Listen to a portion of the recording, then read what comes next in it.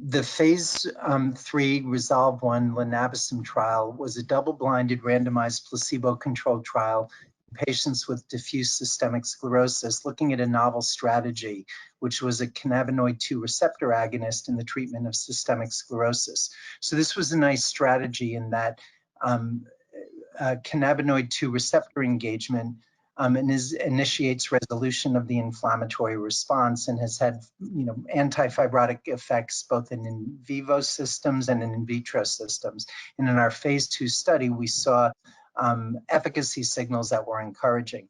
So this was a 375 patient, 76 site international trial in which patients were randomized to treatment with either linabecestat 5 milligrams twice daily, 20 milligrams twice daily, or placebo, with the primary endpoint being the comparison of 20 milligrams twice daily, our highest dose group, with placebo with regard to the CRIS response. We selected the Combined Response Index in Systemic Sclerosis as our primary outcome.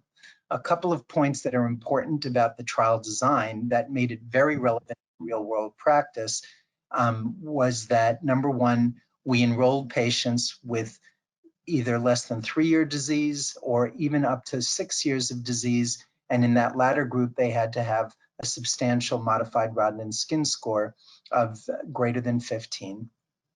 But more importantly, we allowed background therapy. And that was at the discretion of the individual investigator at various sites. So that was heterogeneous, but the vast majority of our patients were on background therapy. And the primary outcome, which was whether linabecestat afforded more improvement in the CRIS score than would placebo, was not met. We could not show that treatment with linabecestat was superior to treatment with placebo. Importantly, patients in the placebo arm who were on background therapy had a very high CRIS response, as did patients on active drug. So we didn't demonstrate efficacy of linabecestat, but there may have been issues related to how well our placebo group did, and possibly a ceiling effect of linabecestat. Well, this was a very large clinical trial, probably the largest prospective randomized placebo-controlled trial looking at scleroderma holistically, as opposed to just, let's say, interstitial lung disease. But this is the largest prospective trial done in this disease, and it was done in the backdrop of a moving landscape in terms of what has been used as background therapies. And by allowing background therapies, we may have blunted an ability to see an effect of linabecestat. So some of the most striking findings relate not necessarily even to linabesestat's effect, but how well background therapy fared for our patients. In particular, about half of our patients were on background mycophenolate, and that seemed to have a very important impact on disease outcomes, including the overall combined response index in systemic sclerosis and the forced vital capacity % predicted more specifically. And this was surprising to us. We didn't model this expecting the degree of a CRIS response in our placebo group, but the landscape has changed in terms of how much mycophenolate is now being used in the treatment of systemic sclerosis.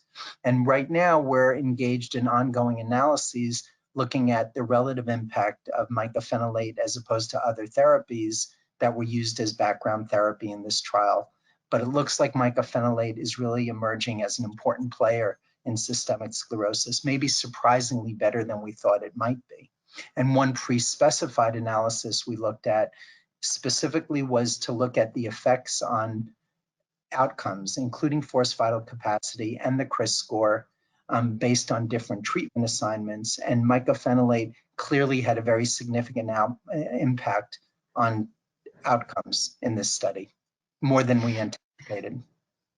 We did allow background therapy in the phase 2 study as well, but it was a much smaller study. And there are issues related to the duration of mycophenolate before you enter the trial that seemed to have an effect on how linabecestat performed as a background therapy and what impact mycophenolate had specifically, or other background therapy for that matter.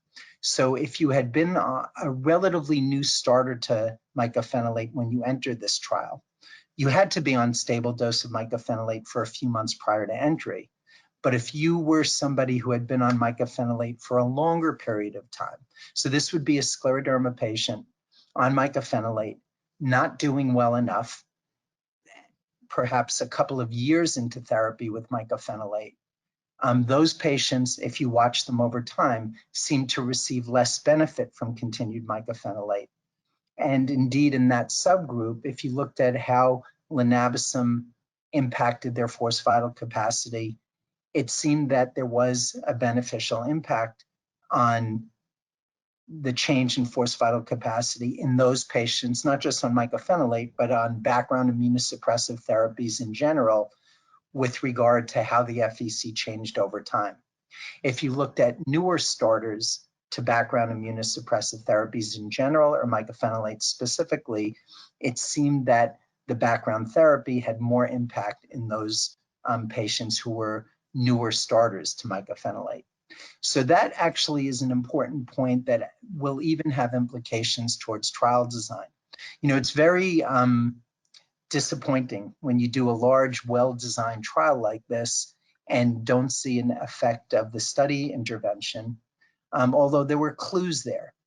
I still feel it's ethical in patients with progressive systemic sclerosis to have background therapy allowed in the context of a clinical trial, particularly one of the duration that we're talking about, a one-year trial.